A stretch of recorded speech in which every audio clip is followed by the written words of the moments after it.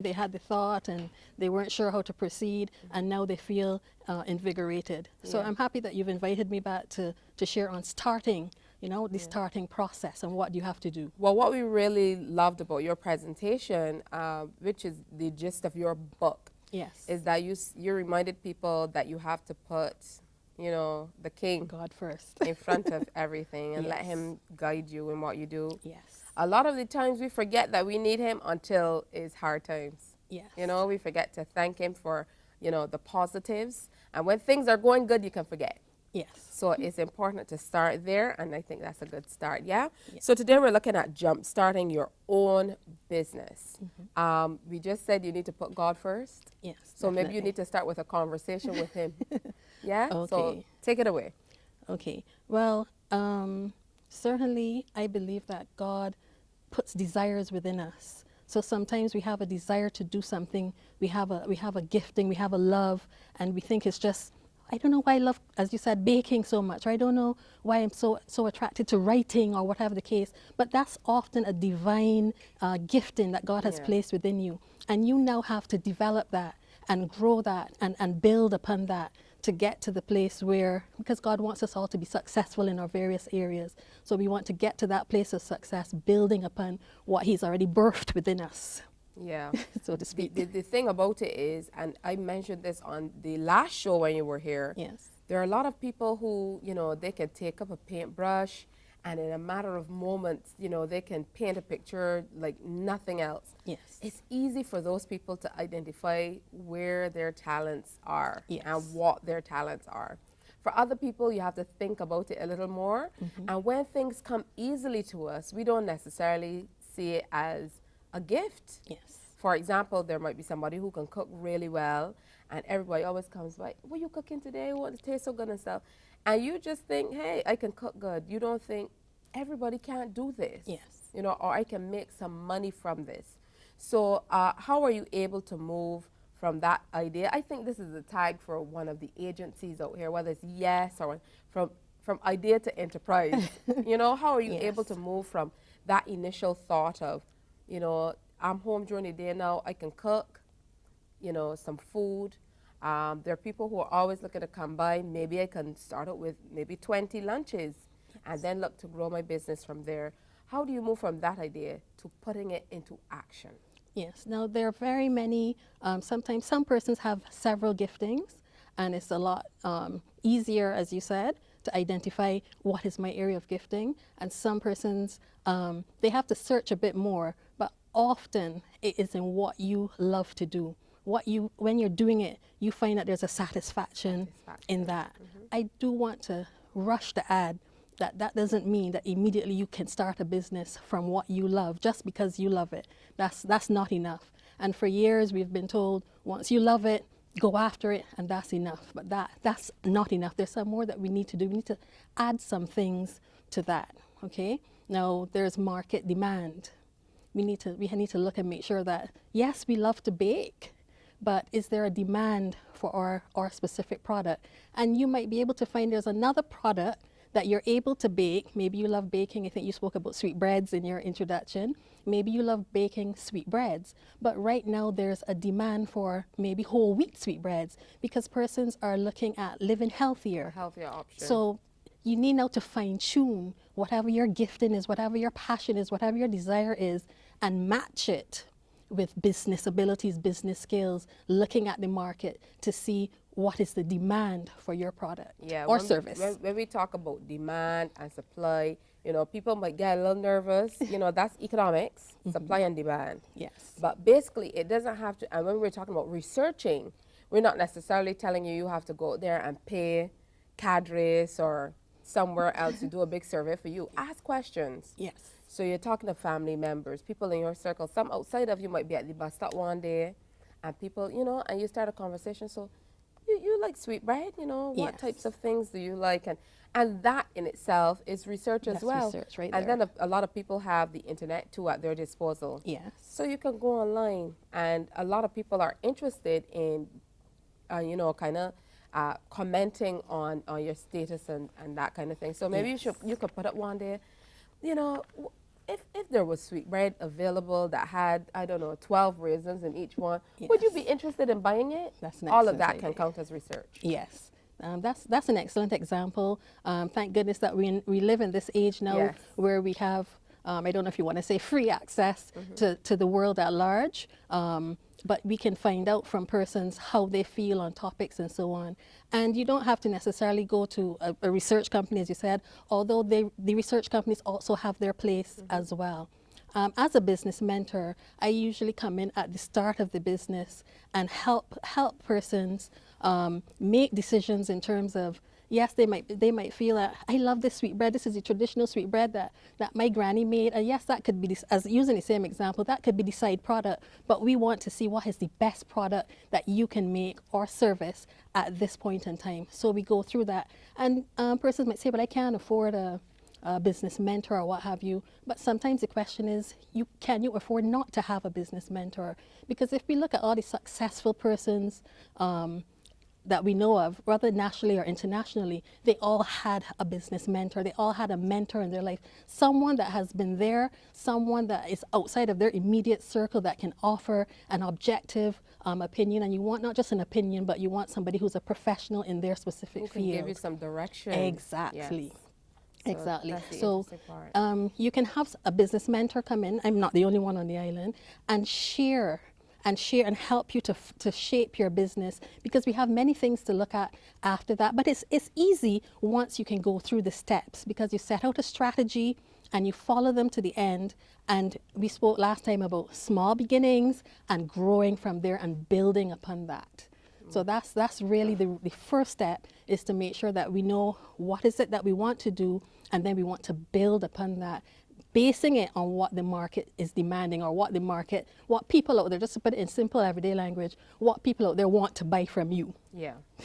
All right. So after you're able to decide, what people want, you have Yes. this product, and you're looking for your own little niche. Yes. Yeah. So you decide, okay, people want whole wheat sweetbread with at least 12 raisins in them. Right. There's a demand for this product out there. Yes. Where do you move from there? Right, and I like that you brought up the topic of niche, because in today's world, and we live in the international market now, you need to have your own niche. There's something about your product or your service that is different from the majority. I'm not saying that it has to be the only one, but it has to be something different about your product or your service. Why persons are going to want to come to you and buy your product and your service. All right, so you're going to differentiate your offering. Yes. So you're making something specific for the demand in the market that you're Yes. going after, Yes. or the demographic you're going after. All right, we're going to take a break here, but we're going to come back with more from Jackie Watson. I hope you're following. Take notes. So I am taking notes. So it's research. You want to do your little research. It doesn't have to be traditional stuff. Ask a few questions. Then demand for the product. That's what you're looking for, a service. And then you want to differentiate the offering so that you're giving some kind of value in what you offer. When we come back, we're going to move from there as we help you get into the frame of mind to get that business off the ground. That's all coming up. Stay with us.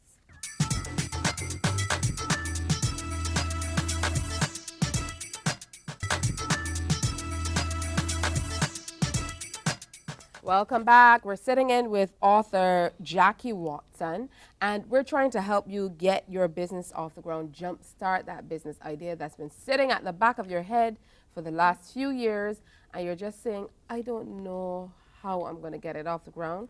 We want to plant some ideas in you today so that you can get that business flourishing. All right, so we talked about research, we talked about demand, differentiating your offering. Now we're on to developing a business strategy. So that's like your plan of action. Yes.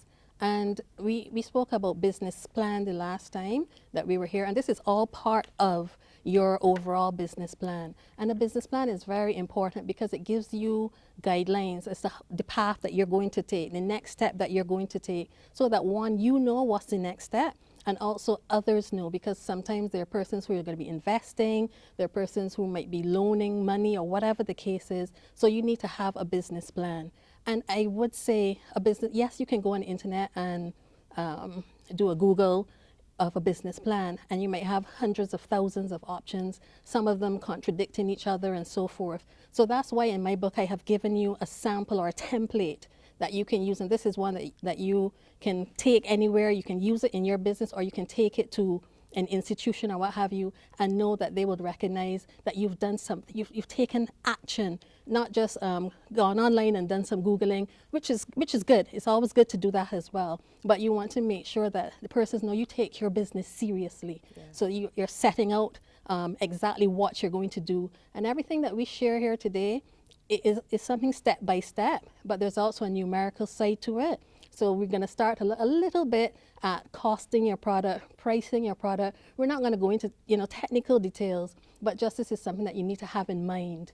Because I find that a lot of entrepreneurs, when they come to me, they've been selling their product, they've been doing well, but at the end of the day, they're not even making a profit. Yeah. They haven't considered that their labor has value. These are things that have to be considered when you're costing your product and when you're pricing your product. Yeah, there are a few things that will have value in there that a lot of people don't consider. Yes. They don't consider that, if you're going to be baking, for example, you have to factor in the cost of the gas. I mean, you might not put a full bottle of gas for each month or what have you, but you have to spread it over time. Yes. Electricity, when you get up early in the morning, you're using more electricity to be able to turn all those lights and get it done. So people kind of neglect oftentimes that they have to factor in things like that. So that's important. And once you have the plan, then, there are different parts of the plan. It's kind of like if you're leaving home to go to St. Philip, you're going up to 6 Roads one day, you're not going to come out of your house and then say, oh, shoot, am I going to get a drop or am I going to catch a bus? Do I go to Spikestown first? Oh, if I go to Spikestown, how then do I get to St. Philip? Yes. Oh, I might need to go to Bridgetown. You have a plan of action. Yes. And that is the same way you have to think about your strategy in business. Yes. All right, so once you have this business strategy down packed, which will cover all areas of business from finances all the way through to the making of the product, etc. Yes. How you're going to get it out to other people, which is marketing. Yes. Yeah, what do you do?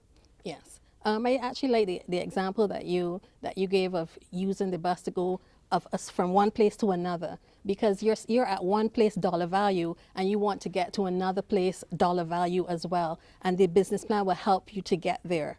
Right? As it relates to, yes, you do your marketing, and this a marketing plan is something separate, and you can have that as well. We were not going to go into that because I think you went into that earlier this week. Yes. But then also you want to look then after you've done all of that, you want to put it all together and start acting. Yeah. So from there, this is my suggestion. I like to tell persons, when you look at the overall plan from top to bottom and ingest that so that you yourself know exactly what the plan is. No one can come and tell you you're on plan, you're off plan, even though your plan is adjustable, because it has to adjust as, circumstances change, the market changes, different things change. But you should understand your business plan before you move off. Okay, so you must internalize it. Yes. It's kind of like a speech. That's a nice word.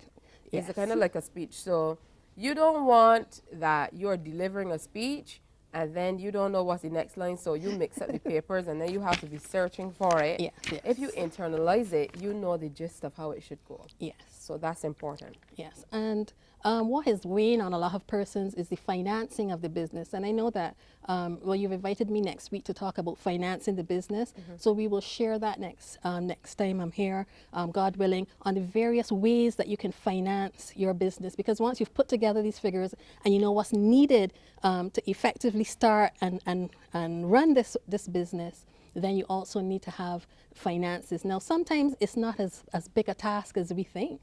And there are a lot of options for financing. Persons call it creative options that are out there that don't actually cost you hardly anything. And they're out there now today because we live in this 21st century where your business can be financed without a lot of input from yourself. Yeah? Of course, if you're going to finance it yourself, we also share with you In the book, we share with you options. What's the best option to use? What's the best method of financing to use if you have a lot of cash available? Because some people have a lot of cash available. Maybe they just got their payout plans or what have you. And then there are some persons who have been laid off or unemployed for a while, and they're now starting from almost nothing. And that doesn't mean that you can't be successful in business. Actually, many successful persons started with nothing, and you have to be more creative now in how you're going to finance the business. So we're going to share some of those options, how to get from whether it's a little bit or a lot, what's the best way to finance your particular business. All right, so good stuff. I want to thank you. I think we have some great ideas that we can build on, things to think about, and we're going to give you some homework till next week. So you want to do a little bit of research, even if that means calling up your friends and relatives and saying, you know, what do you think? Yes, I cook every day, but what kind of food would you like to eat on a Monday, on a Tuesday? You know, what isn't out there that would be good for you? Maybe you like salad, but what type of salad? What do you like in it? You know, so you want to ask questions like that based on the specific product that you're going to be offering, or if it is a service that you want to offer. Maybe you went out and you did a little bit of your masseuse or what have you. You know, you want to ask people, how often would you have a massage? How much would you be willing to pay for a pedicure or a manicure or what have you? Whatever your skill set is. Then you want to find out the demand for it. So you want to find out how often people will be willing to come for it, if they will be willing to get it, and the kind of prices they want to pay. And you want to make sure that what you offer is a little different from what everybody else is offering. So if, for example, you're offering massages, and you can offer a bug-begone massage where you're massaging people with citronella oil, I don't know, just for example, then that's something a little different from what everybody else is offering. And you want to come up with a clear-cut plan as to how you're going to implement this business strategy, where you're going with it. So that's your homework for next week. And next week when Jackie comes back, we're going to talk about financing that business, where you can find that money from. And you'd be very interested to know that a lot of the times money is sitting around in places that it's literally right in front of you. It's just a matter of being able to tap into it. Thanks for coming in, Jackie. Thank we you. have a lot of homework till next week. Yes. I have homework to do too. So I look forward to hearing you next week with financing. Coming up, we'll show you how you can become independent through entrepreneurship with author Jackie Watson. That's next on The Mix. That's right, and Jackie has spent many years mentoring entrepreneurs from Barbados and across the world as well, and training them in how to be successful and how to get wealthy in business using biblical principles. This is her book. It's called Business Success, The King's Way, Strategies for Excelling in Today's Marketplace based on biblical revelations. And we've had you with us before, so it's good to have you back with us. Yes, thank Jackie. you. Thank you. Morning, Tisha. I'm especially excited